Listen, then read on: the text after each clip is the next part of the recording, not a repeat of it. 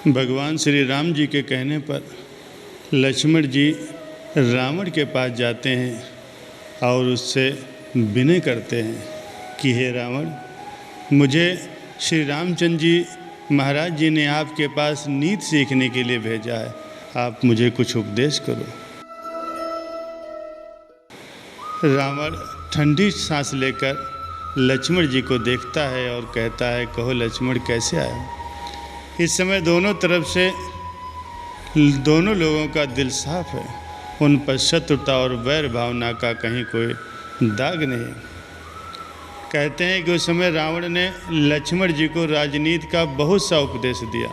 रावण कहता है कि अफसोस है कि लक्ष्मण, अब तो मैं जा रहा हूँ, ये फाल जो किए थे फल उनका पा रहा हूँ। पैमाना जिंदगी का लबरेज हो चुका है, बहरे जहाँ के अंदर मैं डगमगा रहा हूँ। जिस घर में फूट होगी वो घर तबाह होगा, मेरी तरफ ही देखो फल क्या मैं पा रहा हूँ। जग जीतने से बढ़कर है नफ्स जीत लेना, इस नफ्स ही के मारे मैं मरा जा रहा हूँ।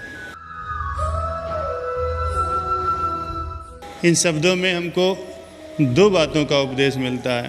पहला ये कि जिस घर में फूट होगी वो घर तबाह होगा। जहाँ तक बन सके घर में फूट नहीं होनी चाहिए, क्योंकि फूट पड़ने से हानि ही हानि है, लाभ कुछ नहीं। और दूसरा, अशांति भी बढ़ती है। इसलिए घर में सुमत ही रहे तो अच्छा है, क्योंकि सुमत से मन शांत रहता है और घर परिवार सुखी रहता है।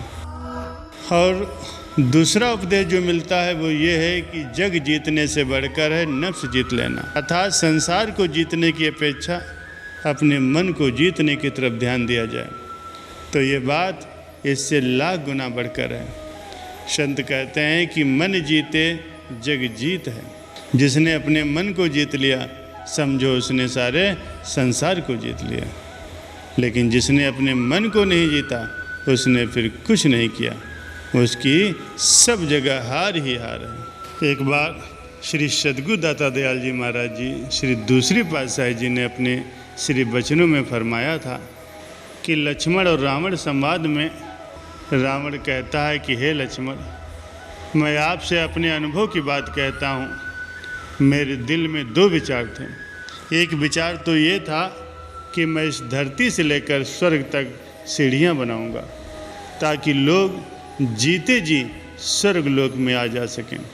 ये मेरे मन में एक अच्छा संकल्प था, परंतु इस पर अमल करना मैं कल पर छोड़ता गया, यानी जब समय होगा तब इस पर अमल कर लूँगा। इसी प्रकार कल कल करते हुए मेरा काल ही मेरे सिर पर आ गया और ये शुभ संकल्प पूरा होते होते रह गया। दूसरा संकल्प था कि श्री रामचंद्र जी के साथ बैर उत्पन्न करना। ये एक बुरा संकल्प था, परंतु इस बुरे संकल्प को पूरा करने के लिए मैंने कोई भी आलस्य नहीं किया। शीघ्र ही सीता जी को हर लाया और आपके साथ शत्रुता पैदा कर ली, जिसका परिणाम आज मेरे सामने है। मेरा 1 लाख पूत और 1.25 लाख पोता था।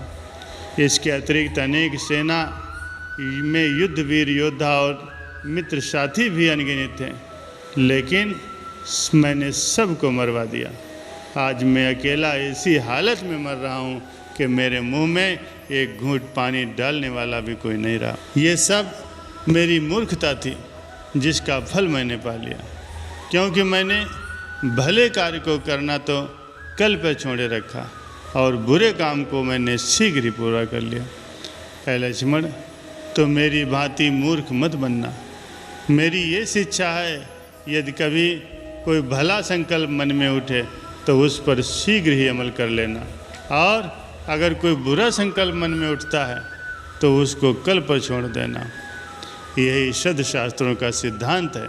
और श्री वचन कहे कि भले कार्य को शीघ्र ही पूरा कर लेना और बुरे कार्य को आगे के लिए छोड़ देना।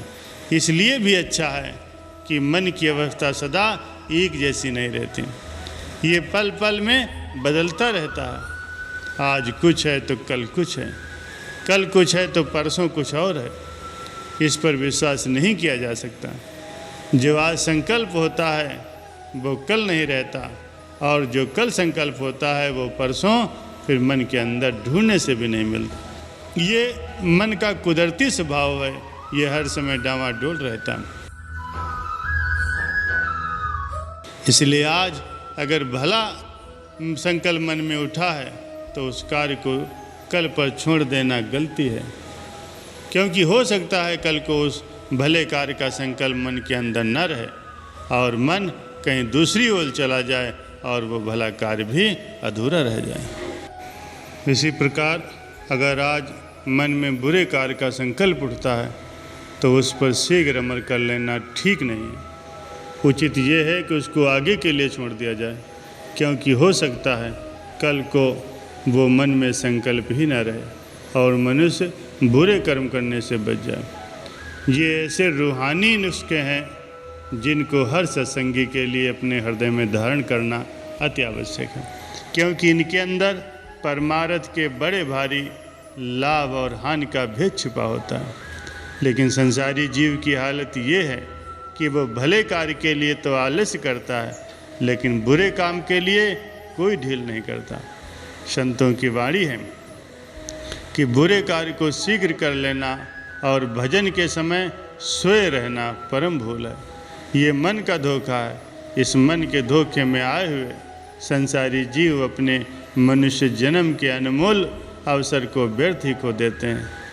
एक महात्मा जी का वचन है, उठ जाग मुसाफिर भोर भई, अब रैन कहाँ जो सोवत है, जो जागत है सो पावत है, जो सोवत है सो खोवत है। टुक नींद से अखियाँ खोल जरा और अपने प्रभु से ध्यान लगा। ये प्रीत करन की रीत नहीं, प्रभु जागत है तू सोवत है। जो कल करना सो अज कर ले, जो अज करना सो अब कर ले। जब चिड़ियों ने चुग खेत लिया, फिर पछताए क्या होवत है। नादान भुगत करनी अपनी, है पापी पाप में चैन कहाँ। जब पाप की गठरी शीश धरी, फिर शीश पकड़ क्यों रोवत है। उठ जाग मुसाफिर भोर भई, अब रैन कहाँ जो सोवत है।